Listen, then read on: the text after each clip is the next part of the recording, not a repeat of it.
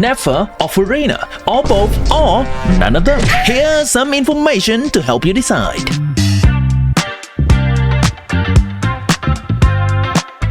Too long didn't watch. NEFER is good, but she's heavily dependent on LAUMA to do good damage, and she is not necessary if you already have a good bloom related team. Furina is also good, but she does not synergize well with the new lunar reaction meta. Disclaimer, my ratings in this video are only to provide you with information, and it's not a final say on who you should pull, because a character is so much more than the combat kit. It's also about their personality, their aesthetic, their presence in the main story, their exploration. NEFER is a good character. On paper, her team damage is equal to Flint's team damage. That is quite expert balancing from Universe right there. NEFER and Flint's damage is both a little bit behind the best possible current Barista team and the best possible current Novelette team. But because right now, there are so many contents that make Not Cry mechanics and Not Cry character just feel so much better to play it. For example, this Abyss has this particular enemy that just needs us to play 2 Not Cry characters to deal with them effectively. Otherwise, we're gonna suffer. Check this video of mine for tips on how to defeat these enemies effectively without Not Cry characters. So, in reality, during the Not Cry patches, Flames and NEFER, even though their damage on paper is slightly lower than Barista and Novelette, this is the position I would put them. Mahuika and Skux is still way above the rest in terms of their damage power, and they can brute force a lot of things. Is NEFER a good DPS outside of her shield enemy? She is slightly below Barista. If you want to know where NEFER is in the meta, if we are not counting for the shield, Flames and NEFER will be right here, in between Novelette and Alekino. Now, why NEFER is good? She is by no means a necessary character. Let me explain. For NEFER to reach her ceiling, we need LAUMA to support for NEFER. It's a bundle very similar to Flint and NEFER, similar to Skug and Escofia. If we do not have LAUMA, we will not see good performance out of NEFER. NEFER loses about 30% of her team damage without LAUMA. But if we already have LAUMA, then we already have access to some of the best Bloom related teams in the game, including Hyper Bloom with Shinobu and Raiden, or Nilou Bloom. NEFER team with LAUMA will be a slight increase in terms of damage compared to the other LAUMA Bloom teams, but not a meaningful amount.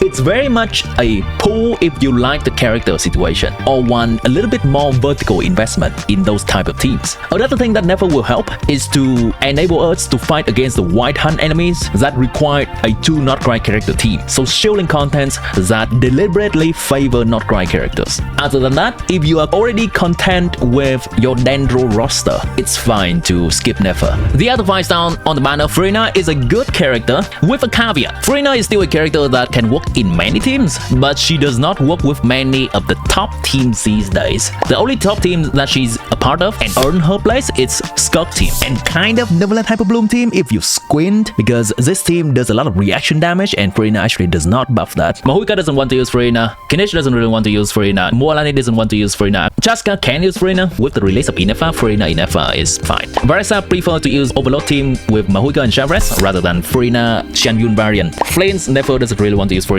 So, as the opposite of NEFER and Flames, Furina is having her value bumped a little bit lower during Not Cry patches because her buff cannot be utilized effectively by the Lunar characters. They do not care about damage bonus buff, which Furina provides. Lunar character cares about their main stat, Elemental Mastery, and Lunar damage, which Furina cannot provide. You just need to know who you're pulling Furina for, rather than a brainless decision in Fontaine patches or in the early patches of Natlan. You need to think about, okay, who do I have? I have Skug, okay, I can get Furina and that's gonna be useful. I have Chaska, Furina's gonna be kinda useful. I have Flames, no. I have Mualani, don't pull for Furina. For the 4-star characters on the banner, Collei is a decent minus character. She's situationally decent, we don't see her very often. Unless we look at some YouTube 4-star clear, she's not really the best option in any team. We all got Collei for free, by the way, from Abyss. Seaform Collei is the only important constellation on her. It gives 60 Elemental Mastery for the entire team. All of her other constellation is either helping her with a little bit of energy recharge or helping her with a little bit more damage. Doesn't matter, she doesn't really do damage. YaoYao is in the same place. She's a decent minus, situationally decent. She's a healer that is mostly working in Dendro teams. Regarding YaoYao's constellations, the only notable one is her C1, increasing the Dendro damage bonus of the on-field character by 15%. Now, do note that NEFER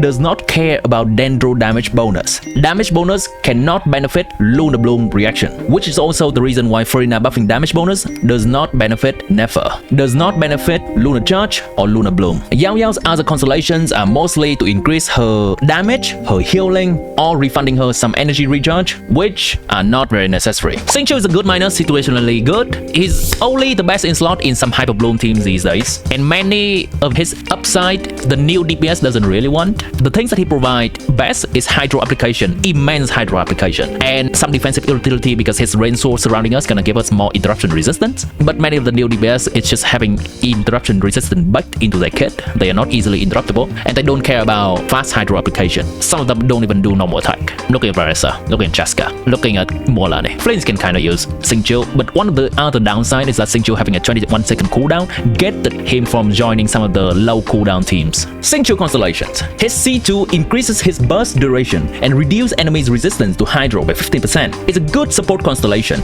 applying more Hydro and potentially buffing the damage of other Hydro characters in the team, thanks to the resistance threat on the enemy. His C6 makes him apply even more Hydro, do more damage, and refund some energy. It's also good. So overall, let me summarize. NEFER is a good character that has her value slightly going up in Outcry. Furina is a good character but has her value slightly going down in Outcry. Collei's decent minus, YaoYao decent minus, Xingqiu good minus. Overall, it's somewhere in between decent and good minus. I'm gonna bump it to good minus just slightly because at least for a new player, they can pull on this banner and have a team to play with NEFER. Technically, you can play NEFER, Collei, YaoYao, Xingqiu, and call it a day if you don't have any better characters. So I'm gonna bump the overall value of this banner up a little bit, good minus. But if you have the best option for NEFER, obviously it's gonna be LAUMA, Aino, potentially in the future Colombina, and then just a healer. You're good to go, you should be using that. This banner has less synergy, it is decent banner, even though it's the same 4-star. Alright, let's take a look at the weapon. I have spent a large amount of stream time to calculate these weapons so that I can give you accurate advice on them. NEFER's weapon and Furina's weapon. They are both in the category of low base attack and high crit substat. Furina's weapon is in the same boat, low base attack and high crit damage. So inherently, these weapons gonna favor and be better on the characters that do not care about attack and care about crit more. If a character cares about attack, don't let the crit damage deceive you, it's still not that good on them. Base attack is important. Base attack is what multiplied by any attack percent stat that a character have from their kit, from the buff, from the artifacts. It is multiplied. I can give you an example. I have calculated the new NEFER weapon for a few characters. For Novelet, NEFER signature weapon is 10% better than prototype Amber. Signature weapon is 34% better. For Mualani, NEFER signature weapon is 14% better than craftable R5 and signature weapon is 27% better. So it's respectable. But Varesa, which is a character that scales from attack, due to NEFER signature, even though it has a lot of crit damage, it has low base attack.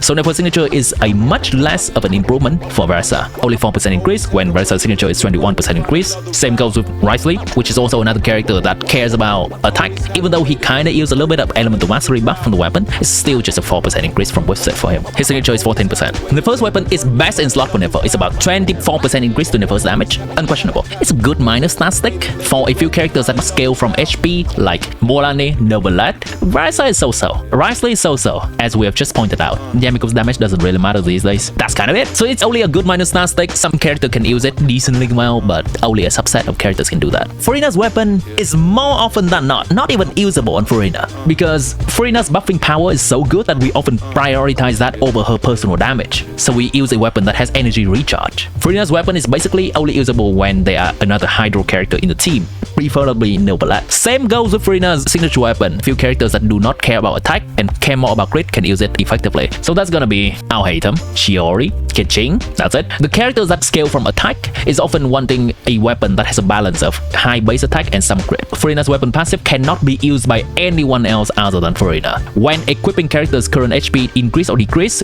elemental skill damage increased. When other party members' current HP increase or decrease, the equipping character's max HP is increased. Good minus, good minus. Let's look at the 4-star cast. The star of the show right here is the new spear. I did some calculation for the new spear. It is pretty much an upgrade to the most prominent spear or polearm of field damage dealer right now. Emily using the new spear is pretty good at low ER. It's slightly below deathmatch, but when the ER need rises, because the new spear has a energy recharge passive, if we can use more of the energy recharge passive, the new spear becomes more impressive. At 130 180 ER, new spear gives Emily better damage than deathmatch. At 180 ER, new spear absolutely mock deathmatch. Here's the option: Primordial Jetwing Spear is a 5-star spear. Now do note that Primordial Jetwing Spear cannot stack its passive from off-field, so that's explain the lower damage number. Escovia in similar boat. At lower ER, new spear is kind of around somewhat equal to deathmatch, but at higher ER, it absolutely mocks deathmatch. NEFER, once again very similar, low ER, a little bit less than deathmatch, high ER,